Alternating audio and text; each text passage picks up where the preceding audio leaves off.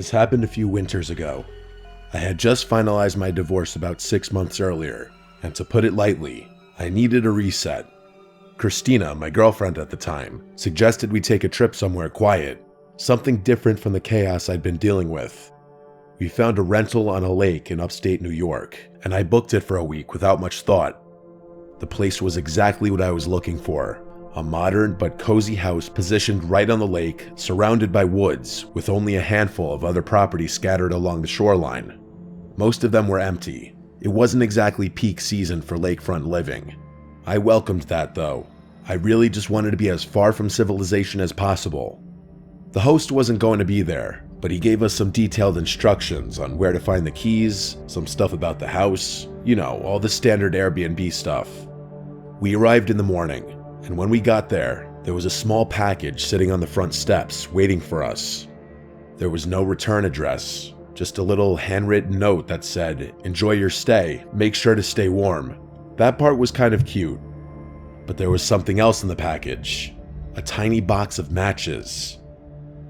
We figured it was some kind of welcome gift, a weird one, but harmless enough. Christina laughed and made a joke about how the upstate people have always been a little odd, and that was that. The next 2 days were exactly what we wanted. Long hikes through the snow, hot drinks by the fireplace, total peace and quiet. Oh yeah, I should probably mention that the snow had been steadily falling since we arrived. Not quite a blizzard because there wasn't that much wind or fog, but there was enough snow to make the landscape feel untouched. It was perfect. I think it's a good time to describe the layout of the house, at least somewhat. The master bedroom where we slept was on the second floor. It had these massive windows across from the bed that overlooked the lake. The roof, or at least the windows, must have been pretty thin because we could hear the patter of snowflakes from inside, which was a really nice touch. There was also a skylight in there, so we could fall asleep to the beautiful sky and snow. Sometime after midnight on the third night, I woke up to a sound. It was barely audible over the sound of the wind and the snow. The first thing I noticed was actually the storm. The snowfall had gotten considerably heavier since I had fallen asleep, and the outdoors was starting to resemble more of a blizzard. I shifted my focus back to the sound and realized why it stuck out. It sounded man-made, almost mechanical, unlike the natural sounds you'd expect to hear out in the wilderness. I quietly got out of bed, careful not to wake up Christina, and I made my way across the room. I looked out the window and saw the last thing I expected to see. A snowmobile. It was moving slowly across the ice. I know it's not the most abnormal thing. People drive snowmobiles on frozen lakes all the time, but I was just so confused given how late it was. Like I said, the snow was falling more heavily now, so visibility wasn't great, but I could still make out the shape. The driver was moving cautiously, like they weren't completely sure about the ice, and then they just stopped entirely. I watched as the person climbed off and started waving their hands like they were in distress. It looked like they were shouting, but I couldn't make out what they were saying. To my horror, I realized that they were facing in the direction of our house. Did they know we were there? It was impossible. Either way, it looked like they needed help. So I woke Christina and told her what was happening.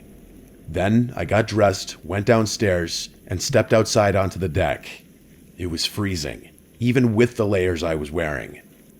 As soon as I opened the door, I got hit with another surprise.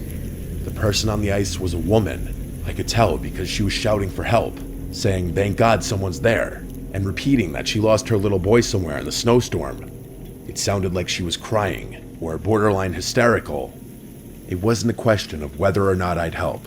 If there was a child out there in that weather all alone, they weren't gonna last long. I laced my boots and made my way toward the lake, telling Christina to stay inside. As I approached the woman, I started to make out more details of her appearance. She was bundled up in a thick fur coat, and her hair was pulled back into a tight braid. The ice was completely solid. There wasn't even a chance of falling through. So I started to relax, knowing that it would have been impossible for that little boy to have fallen through. As I got closer, she started saying that he had run away from home and that she was looking for him. That statement gave me some pause. I had expected her to say something like he had fallen off her snowmobile and she hadn't noticed, and then I started to think about how ridiculous even that story was. How the hell do you not notice your own kid falling off a snowmobile? The adrenaline must have been clouding my judgment, because I hadn't even thought about that until right then. I was just about to ask her for more details when she said something that literally made me freeze. She asked me if I still got those matches, and I could tell she was smiling. For a split second, I had no idea what she was talking about, and then it all clicked at once. The matches, that package from the first day, the note. She had left it, not our host. Before I could react, she reached into her coat and pulled out a gun. She demanded my wallet and phone, and I gave them to her. I had no other choice. The whole interaction happened within the span of not even 30 seconds. Without another word, she climbed back onto the snowmobile and disappeared into the whiteout. As she was speeding away, I turned towards the house and ran as fast as I could on the ice, shouting for Christina to call the police the whole time. She was already on the phone with them when I finally made it back to the house. I locked the doors and paced the room, still shaking. I kept looking outside, half expecting to see that snowmobile circling back. The cops showed up about an hour later. By that point, the fresh snowfall had already covered any tracks that woman had left behind. Christina was hysterical, but I was mostly angry. I had come here for peace. There was hope, though. I couldn't think of a reliable way that woman had gotten her snowmobile onto the lake, so I expected the police to at least find the vehicle abandoned somewhere. Unfortunately, I was wrong. The police searched the area and found an old boat ramp on the far side of the lake. Their best guess was that she had come from there. I was furious and insisted they keep looking, but they told me the same thing I already knew. There wasn't much they could do. Even if she left something behind, they'd never find it in all the snow. With Christina's help, I tried tracking my phone, but by that point, it was already offline. The one good thing about the whole ordeal was that the Airbnb host refunded the entire trip. He sounded genuine on the phone and confirmed that he knew nothing about a welcome package, but something about the whole thing didn't sit right with me. How could that woman have possibly known we'd be staying there? And why go to such elaborate lengths just for a simple robbery? I couldn't help but think the host had something to do with it, but I had no proof. I brought it up with Airbnb, but they were about as helpful as you'd expect. I know I've always been a paranoid guy, but for the longest time after that, I couldn't help but feel that my ex-wife had something to do with it. It honestly makes me angry writing about this. I can just imagine her stupid face laughing at my expense. I've since come to terms with how unlikely that possibility is, but the whole thing still doesn't make any sense. Even now, I have no idea why someone would do all of that just for a wallet and phone, unless they were seriously messed up in the head and got some kind of sick pleasure out of it.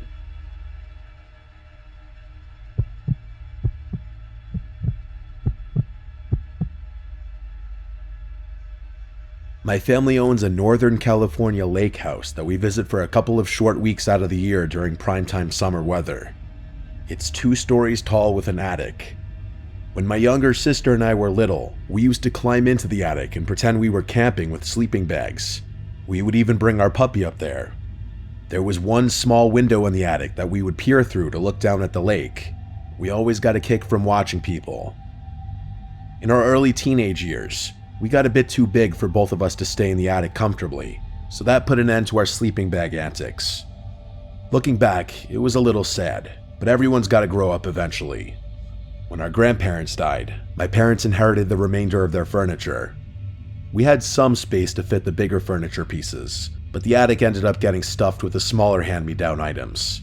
My parents didn't really have the heart to get rid of any of it, as it was all they had left of my Nana and Pop.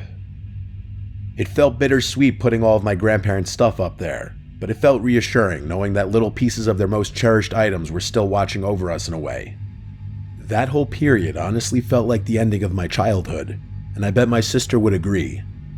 As we got older, it got harder for my family to make it out there to the lake house due to my studies and my parents' work. At best, we could all maybe get a singular week off for a family trip, but nothing beyond that. My parents didn't really want to rent it out during the many months we weren't there because they were scared of getting their antiques ripped off or broken by sketchy tenants. So for most of the year, it was more or less abandoned, only really being kept up by the landscapers my parents had to deal with. But a few years back, they met a local elderly veteran now working as an antique craft restorationist. and eventually signed a year-long lease with him, trusting him not to rough up the place. He was a small, disfigured man with white hair and one of those gruff, greasy beards. We all thought he looked a bit bizarre, with a gravelly, off-putting voice to match. But my dad bonded with the guy over his military background. My dad told us reassuringly that none of us understood what it was like to lay your life down for your country, and that guys like him were deserving of a good deal on a place to stay.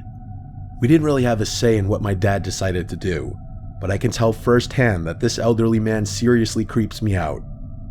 Besides just that, we were all a bit sour about my dad signing the lease with the guy because it also meant that we wouldn't be able to visit the lake house in the summer.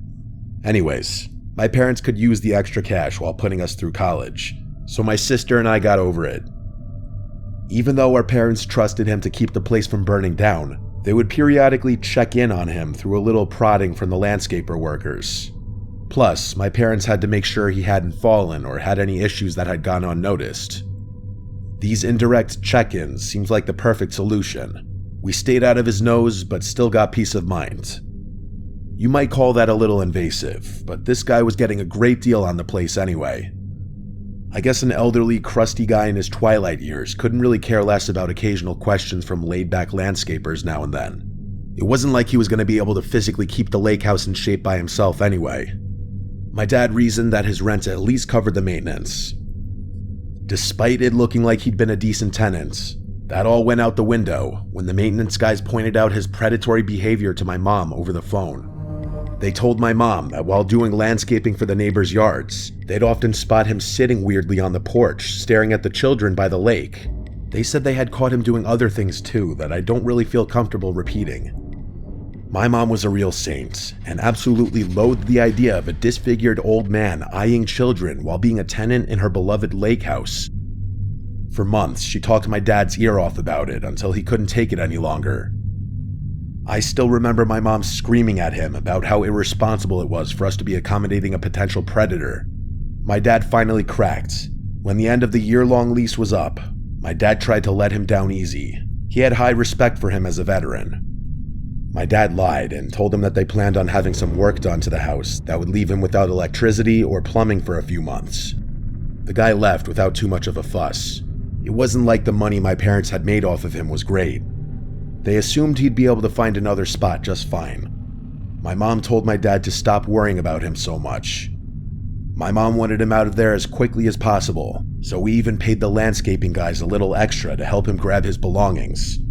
Admittedly, I was also kind of happy to see him gone. It had always felt weird that someone so strange had basically unlimited access to our house. Anyway, about a year after that, my younger sister graduated college, so my parents seized upon the opportunity, clocked in their sick days, and flew us out for a summer trip at the lake house. My parents had recently gotten a black lab mix named Bear, who my sister hadn't met yet, so she was especially thrilled. I'll skip all the irrelevant stuff, but by the time we actually made it to the house, the sun had just started setting, so we decided to leave Bear inside while we grabbed dinner in town. The house wasn't stocked with groceries or anything, so we didn't really have another option. Before we left, I noticed Bear was acting strange. His ears were perked up and he kept pacing, like he was waiting for something. I figured he was just restless from the long trip and brushed it off. We weren't gone long, just enough time to eat and let the heat die down. But when we stepped back inside, something felt off, like seriously off. Before I could say anything, I saw Bear. He was sprawled out at the foot of the stairs, panting hard. My sister screamed, and I realized there was blood smearing the floor beneath him. My mom immediately pulled out her phone, presumably to call 911. Without a word, my dad made his way into the kitchen and grabbed a knife. I followed suit, and the two of us slowly made our way around the house, searching for the intruder. By the time we made it to the top floor, my dad motioned for me to stop. It took me a second, but I ultimately realized what he was looking at. The attic hatch was open. It wasn't wide open, just cracked, but enough that we could see the faint glare of a flashlight shining down. I'm not proud to admit it, but I was petrified in fear in that moment. If it weren't for my dad, I don't know what would have happened. Without hesitation, he yanked the hatch and started bounding up the ladder. I didn't follow this time, I was too scared. I listened, expecting to hear some kind of fight, but no such sound came. Instead, a few moments later, my dad climbed back down the ladder, seemingly calm. He whispered to me that it was our old tenant, and I could tell that he was really torn about what to do. My mom eventually came running up the stairs, and when she found out what was going on, she started screaming at the top of her lungs. My dad wanted to let the guy go, but my mom wasn't having it. She had called the police already anyway, so that was that. When the police arrived, they went up to the attic and carried the guy down the ladder. He looked like he was in really bad shape, and I could tell my dad had nothing but sympathy. The police found our house key on his person, which also angered my mom because my dad had told her that he had changed the locks. Luckily, Bear survived, although he was seriously injured. As awful a thing as that man had done, my dad refused to press charges no matter what my mom or sister said to convince him. That was actually one of the biggest fights my parents ever had, and I never understood why my dad had so much sympathy for someone who had literally stabbed his dog. This all took place about a year ago, and we haven't been back to the lake house since. I really hate to say it, but this experience seriously tainted my childhood image of that house. I can't say I want to go back anytime soon.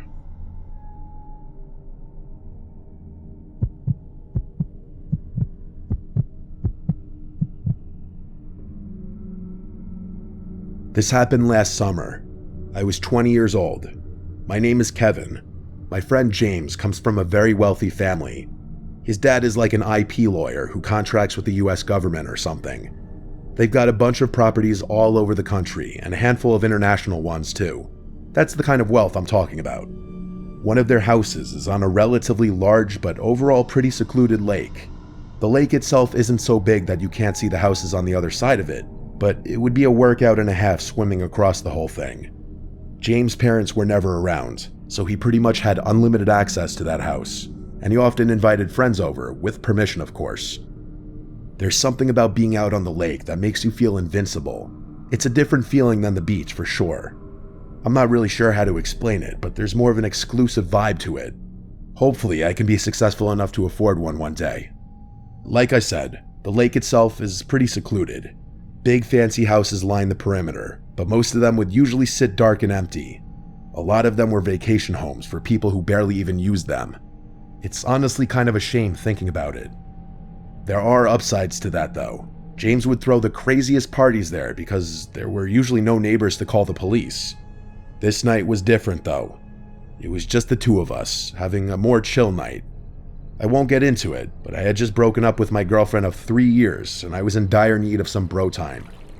We were having a few beers out on the dock when I noticed a light flicking across the lake. I can't remember exactly what time it was. At first, I thought it was just the sun perfectly reflecting off something into my eye, but even when I moved my head to the side, I could still see it. It was flashing like someone was turning a light on and off repeatedly. I told James, and the two of us became fixed on it, trying to figure out what it could be.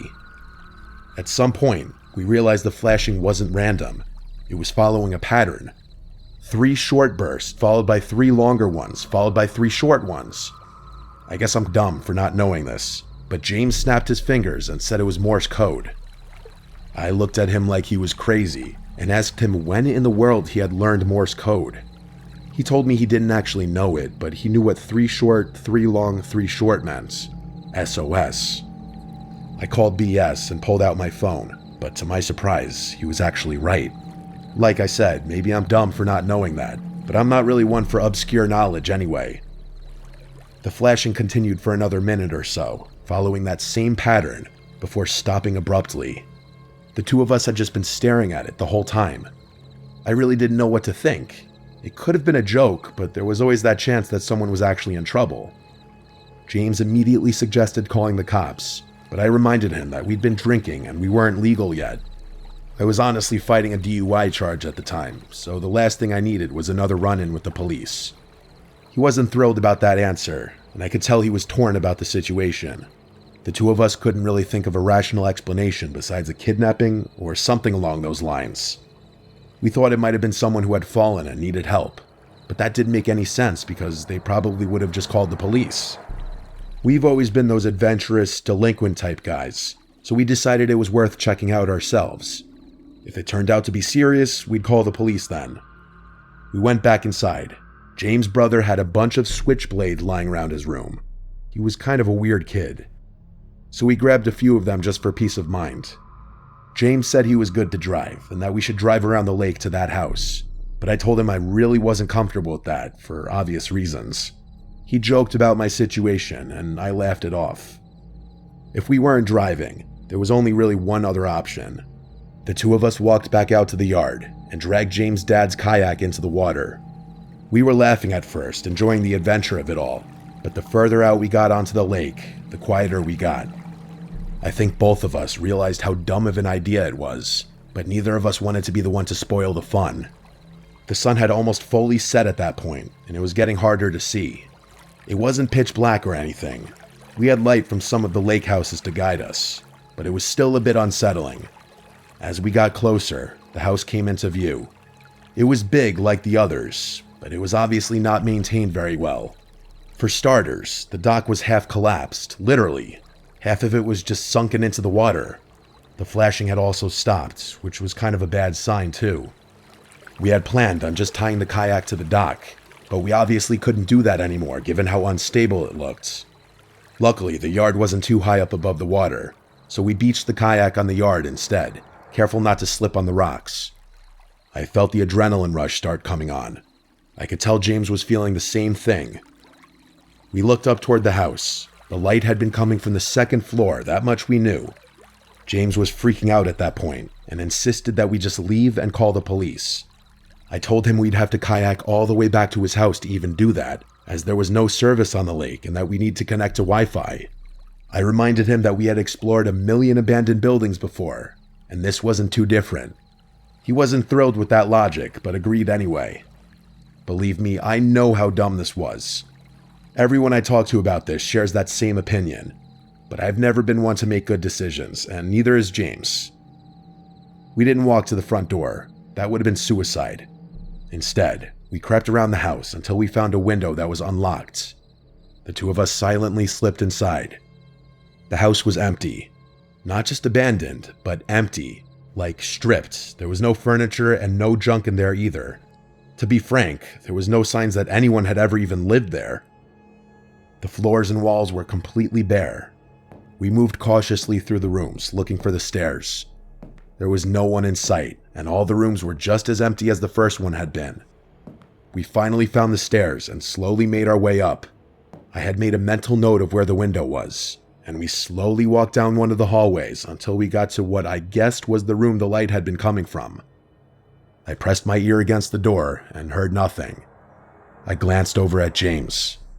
He nodded, and I carefully pushed the door open. The room was empty, with the exception of one thing by the window. I tiptoed over to it and realized what it was. It was one of those old projectors, and it was facing the window. Alarm bells immediately started going off in my head. This was a trap. Someone had set this up deliberately. James must have realized the same thing, because I just heard him start sprinting back the way we had came, not even trying to be quiet. I turned without another thought and followed him. As we were running down the stairs, I heard a door, presumably a closet door, swing open from the room I had just been in, followed by rapid thumping sounds. We bolted down the stairs and back through the house to that first window. James jumped through and I was next. As I was climbing through, I heard those footsteps from behind me again, bounding down the stairs. I didn't even look. I just made it through the window and ran to catch up with James, who was already down by the lake's edge. As I was running to catch up to him, I heard him curse, and I quickly realized why. The kayak was gone. I turned, and from the side of the house, there was a person running toward us. I could barely process what I was seeing. He was fast. I couldn't get a good look at him, but he was big, definitely an adult. I pulled out my switchblade, ready to defend myself. I expected James to do the same, but instead, he turned and jumped straight into the lake. Sneakers, hoodie, everything. I didn't even think, I just followed. The water was freezing, but I didn't care. I swam as fast as I could, trying to fight the burning sensation in my arms and legs. We swam toward the light from James' house, which looked like it was miles away. The swim felt endless, but on pure adrenaline, we made it. By the time we dragged ourselves onto James' dock, I thought I had hypothermia. I don't think I've ever been that cold in my life, We ran straight inside, locked every door, and called the police. It took them almost an hour to show up. It was honestly kind of outrageous. When they finally did, they went straight across the lake to investigate. They were over there for a while, but when they came back, they told us exactly what I expected to hear, that there was no one. They confirmed this house had been abandoned for years. No signs of recent occupancy, no footprints, no gear, no personal belongings, nothing. Just an empty house. They weren't happy with us. They gave us the whole "why didn't you call first" speech. James's parents were even more pissed when they found out. Let's just say I wasn't invited back to the lake house after that. James told me his parents were threatening to sue the town for allowing something like that to happen, and the police for refusing to investigate further. As for me, I still don't know what happened that night. I don't know who was in that house, or why they set that trap, or what they planned to do if we hadn't run. I don't think I want to. Most of my friends agree that it was a trap, and think that whoever was planning the whole thing got cold feet until the last minute. I really don't want to think about what would have happened if they had gone through with whatever they were planning on doing.